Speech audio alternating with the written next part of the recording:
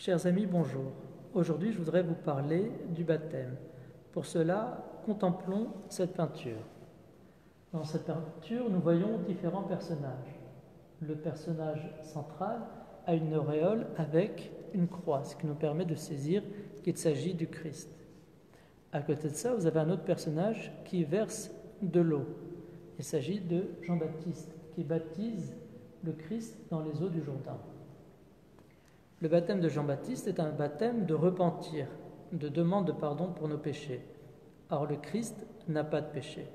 Si le Christ est baptisé, c'est pour nous rejoindre, nous qui sommes pécheurs, pour nous rejoindre dans notre condition de pécheur, parce que lui n'a pas de péché, mais nous rejoint là où nous sommes. Et du coup, ce n'est pas vraiment lui qui est baptisé, c'est nous, parce que c'est nous qui sommes pécheurs. Le Christ, en étant baptisé, nous baptise nous. Lorsque Jean-Baptiste accueillera le Christ, il lui dira « C'est toi qui viens à moi, mais c'est moi qui aurais besoin de venir à toi. » Et par là, Jean-Baptiste reconnaît qu'en fait, c'est lui qui est baptisé. En baptisant le Christ, c'est lui-même et chacun d'entre nous, nous sommes baptisés. Dans ce baptême, va aussi être manifesté qui est le Christ. Tout en haut, vous voyez une lumière qui jaillit avec une voix qui dit « Celui-ci est mon Fils bien-aimé ». Il s'agit de la voix de Dieu le Père.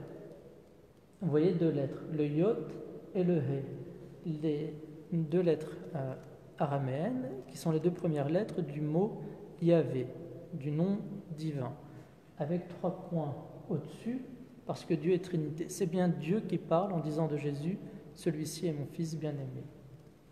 Et l'Esprit Saint apparaît comme sous la forme du colombe. C'est pour ça que la colombe que nous voyons a une auréole, pour montrer qu'elle symbolise l'Esprit Saint. L'auréole du Christ a deux lettres, à gauche et à droite.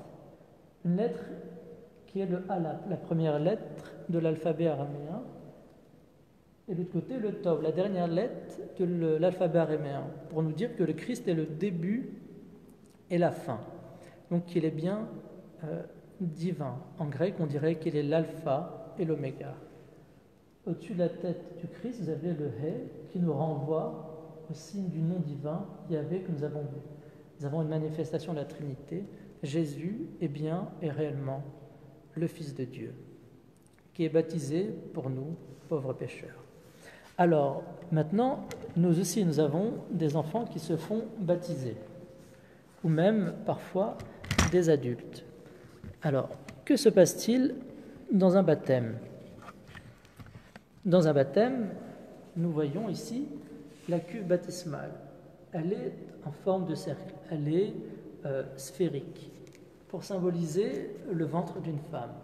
En fait, dans un baptême, il y a comme une nouvelle naissance. C'est le ventre de l'Église. L'enfant naît de nouveau pour devenir enfant de Dieu. Et pour cela, l'enfant va être lavé du péché originel par l'eau baptismale. Il va aussi recevoir une huile. Cette huile symbolise le don de l'Esprit Saint qui est fait à l'enfant et qui lui permet d'appeler Dieu Abba, Père. L'huile, en chaldéen, on appelle ça Mshha.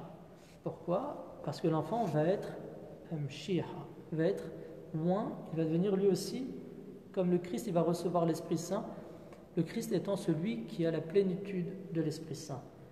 Et l'enfant devient donc comme un autre Christ.